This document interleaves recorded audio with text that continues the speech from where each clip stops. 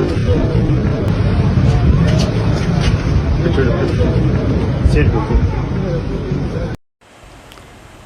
اللہ الرحمن الرحیم نحمدہ ونصلی ونسلم علی رسولہ الکریم وعلی آلہ الطیبین واصحابہ الطاہرین اما بعد۔ حضرات گرامی، آج ہم مصافحہ کی اہمیت کو بیان کریں گے کہ جب دو مسلمان آپس میں ملتے ہیں تو دونوں ہاتھ جو ہے ملاتے ہیں، جسے مصافحہ کہا جاتا ہے۔ آیا یہ رسم ہے، رواج ہے، معاشرے کے طور و طریقے ہیں یا عبادت ہے؟ یہ بات یاد رکھیں کہ اگر مسلمان دین کے ساتھ جڑا ہوا ہو، احکام شریعت سے آگاہی ہو، عبادات کا پابند ہو، تو اسے اس بات کا علم ہوتا ہے کہ یہ جو بھی میرے تعلقات ہیں، وابستگیاں ہیں، کسی سے ملنا ہے، کسی سے رشتے ہیں، تو اس کی بنیاد جو ہے وہ ہے شریعت مطہرہ، کیونکہ اس طرح کے رشتے جوڑنے کا، اس طرح کے تعلق بنانے کا شریعت نے حکم دیا ہے۔ تو اگر وہ شریعت کو ملحوظ خاطر رکھتا ہے، اسے بنیاد بنا کر وہ عمل کر رہا ہوتا ہے، وہ رشتہ جوڑ رہا ہوتا ہے، وہ سلام اور دعا کر رہا ہوتا ہے، تو وہ اس کا عمل جو ہے اس کے لیے باعث برکت، باعث ثواب اور باعث نجات ہوتا ہے۔ اگر اس طرح کا تصور نہ ہو، بس ایسے ہی ہے جیسے دنیا میں چل رہا ہے، دیکھا فلاں سے ہاتھ ملا رہا ہے، بغیر کسی اچھی نیت کے، بغیر کسی شریعت مطہرہ کو درمیان میں لائے، اپنی مرضی سے پھر جب سوچتا ہے تو پھر اسے کوئی فائدہ نہیں ملتا۔ یہی دنیا کے پھر طور و طریقے ہیں، کر رہا ہے، اٹھ رہا ہے، بیٹھ رہا ہے، رشتے ہیں، سلام ہے، پھر اس کی اسے کوئی برکات نہیں ملتی۔ یہ بات یاد رکھیں کہ مسلمان جو ہیں آپس میں بھائی ہیں۔ جیسے خونی رشتہ ہوتا ہے، اسلام کا رشتہ جو ہے اسی طرح اہمیت کا حامل ہے، بلکہ اس رشتے کو خونی رشتے سے بھی زیادہ اہم قرار دیا گیا ہے۔ فرمایا انما المؤمنون اخوۃ، سارے مسلمان جو کلمہ گو ہیں وہ بھائی بھائی ہیں۔ غریب امیر کا، امیر غریب کا، کالا گورے کا، گورا کالے کا، عربی اجمی کا، اجمی عربی کا، بادشاہ اور رعایا کا، رعایا بادشاہ کا، یہ سارے جو ہیں بھائی ہیں اور جسد واحد کی طرح ہیں۔ تو جب بھائی ہیں تو پھر جب بھائی بھائی سے ملتا ہے تو ایک تو خوش ہو کر کے ملتا ہے، خندہ پیشانی سے ملتا ہے، اور پھر بڑے اچھے انداز سے ملتا ہے۔ یہ نہیں ہے کہ غریب ہے تو ہاتھ بھی صحیح طریقے سے نہ ملا جائے، امیر ہے تو پھر ہاتھ باندھ کے جو ہے دونوں ہاتھ سے اسے سلام کر رہے ہوں، تو ایسا نہیں ہے۔ کوئی تمیز نہیں رکھنی۔ غریب سے مل رہے ہیں، آپ کی بڑی شخصیت ہیں، تو پھر بھی جو ہے وہ کیا ہے، اچھے انداز سے آپ ہاتھ ملائیں۔ جیسا کہ ہم نے ایک واقعہ دیکھا، پاکستان کے ایک مذہبی دائی ہیں طارق جمیل صاحب، جب بچہ انہیں ہاتھ ملانا چاہتا ہے تو ہاتھ جو ہے وہ پیچھے کھینچ لیتے ہیں،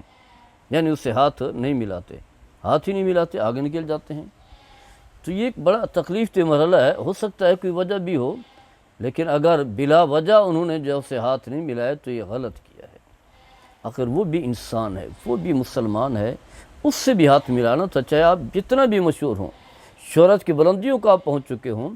لیکن اسے ہاتھ ملانا جو ہے یہ آپ کی ذمہ داری ہے۔ اس سے مسلمانوں کو اذیت پہنچتی ہے، اور مسلمان جو خاص کر کے آپ کی باتوں کو سنتے ہیں وہ یہ سمجھتے ہیں کہ شاید آپ کی باتوں میں تضاد ہے، کہتے کچھ ہیں، عمل جو ہے وہ کچھ ہے۔ تو اس حوالے سے چند احادیث مقدسہ میں بیان کرنا چاہوں گا۔ اس کی برکات بیان کرنے سے حضرت برا بن عازب رضی اللہ تعالیٰ عنہ اس حدیث کے راوی ہیں، فرماتے ہیں کہ رسول اللہ صلی اللہ تعالیٰ علیہ وسلم نے فرمایا ما بن مسلمین یلتقیان فیتصافحان الا غفر لهما قبل ان یتفرقا۔ مسلم احمد بن حنبل کی حدیث ہے، سنن ابو داؤد میں ہے، ترمذی میں ہے، ابن ماجہ میں ہے، مصنف ابن ابی شیبہ میں ہے اور دیگر کتب حدیث میں ہے۔ فرماتے ہیں کہ جب دو مسلمان آپس میں ملتے ہیں اور مصافحہ کرتے ہیں، ہاتھ ایسے ملاتے، دونوں ہاتھ، ہمارے ہاں ایک ہاتھ کا بھی کہا جاتا ہے، غلط ہے، جہاں بھی اس کی وضاحت کی علماء نے وہ یہی کہا کہ کلتا ید ہے، دونوں ہاتھوں کے ساتھ جو ہے،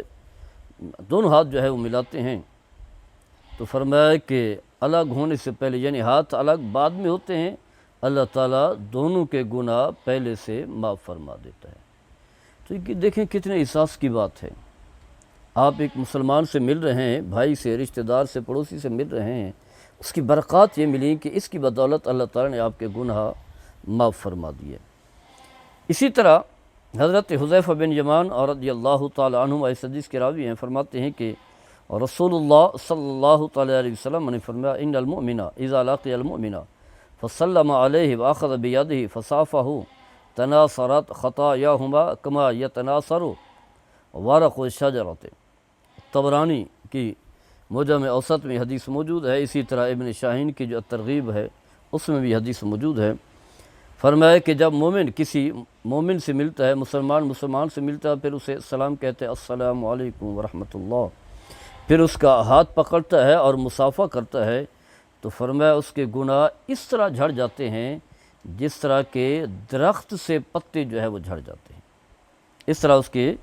گناہ بھی جھڑ جاتے ہیں۔ تو یہ حدیث مقدسہ جو ہے اس بات کو واضح کر رہی ہیں کہ جب ایک مسلمان دوسرے مسلمان سے ملے تو دونوں ہاتھ ملائے،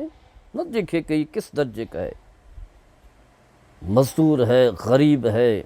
اور رعایا ہے، میں تو کرسی پر بیٹھا ہوں، یا مرید ہے، میں تو پیر طریقت ہوں، یہ ہے بھی غریب آدمی، تو اس سے مل کر مجھے کیا فائدہ ہوگا؟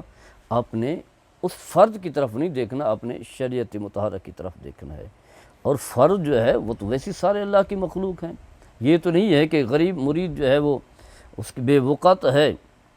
حالانکہ وہ احترام زیادہ کر رہا ہوتا ہے، اس کے مقابلے میں جو مالدار ہے اس کی اہمیت جو ہے وہ زیادہ ہے،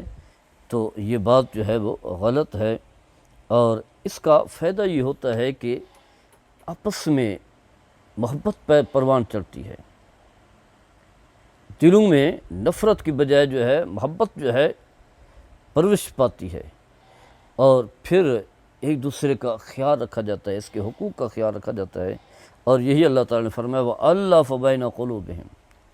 یہ اللہ ہی ہے جنہوں نے ان کے دل جو ہے وہ جوڑ دیے، دلوں میں محبت پیدا فرما دی۔ فرمایا لَوْ أَنفَقْتَ مَا فِي الْأَرْضِ جَمِيعًا مَا أَلَّفْتَ بَيْنَ قُلُوبِهِمْ، فرمایا جو کچھ زمین کے اندر ہے اگر سارا خرچ کریں پھر بھی سمجھیں کہ ان کے دل جو ہے وہ جڑ جائیں گے، تو فرمایا مال و دولت سے، عہدوں سے، پروٹوکول سے دل نہیں جڑتے، یہ دل جو ہے اللہ ہی جوڑنے والا ہے۔ وَلَكِنَّ اللَّهَ بَيْنَهُمْ إِنَّهُ عَزِيزٌ حَكِيمٌ۔ اسی طرح نبی کریم صلی اللہ تعالیٰ علیہ وسلم نے فرمایا، حضرت عبداللہ بن مسعود رضی اللہ تعالیٰ عنہ سے حدیث راوی ہیں، فرمایا کہ من تمام تحیت الاخذ بید، فرمایا کہ سلام تحیہ کا یہ بھی حصہ ہے، اس کی تمام اختتام یہ ہے کہ دوسرے مسلمان کا ہاتھ جو ہے پکڑا جائے، یعنی وہی مصافحہ کیا جائے۔ جامع ترمذی میں بھی حدیث موجود ہے، شعب الایمان میں بھی۔ اسی طرح حضرت ابو امامہ اس حدیث کے راوی فرماتے ہیں تمام تحیتکم، نبی کریم صلی اللہ علیہ وسلم نے فرمایا تمام تحیتکم بینکم المصافحہ، تو مصافحہ ہی ہے۔ تو الغرض اس کے علاوہ جو ہے بہت سارے حقائق اور دلائل جو ہے آپ کو ملیں گے، تو بتانا یہ ہے کہ مصافحہ کی جو ہے وہ بڑی اہمیت ہے۔ اللہ تعالی ہم سب کو عمل کرنے کی توفیق عطا فرمائے۔ وما علیہ الا البلاغ المبین۔